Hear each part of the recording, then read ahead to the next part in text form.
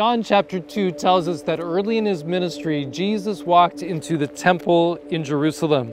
He found there those who sold oxen and sheep and doves and the money changers doing business.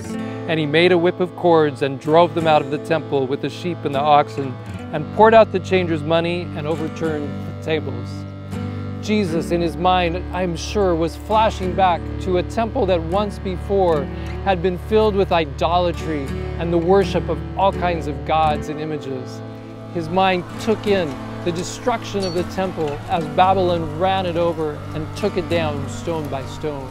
His mind rushes ahead to what will happen by the Roman armies to the very temple that he is standing in at that moment. And his heart is broken at what has happened to this place that is supposed to give glory to God by showing his plan of salvation. God's way is in the sanctuary, and Jesus is the way.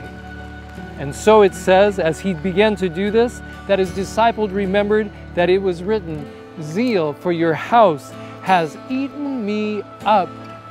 Yes, Jesus was willing to take a stand for the Gentiles next door, the Gentiles who were supposed to see the glory of God through the temple, through the people of Israel.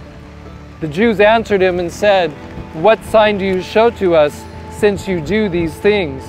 And Jesus answered and said, "Destroy this temple, and in 3 days I will raise it up." The Jews answered back, "It has taken 46 years to build this temple, and will you raise it up in 3 days?" But he was speaking of the temple of his body. Jesus was the temple.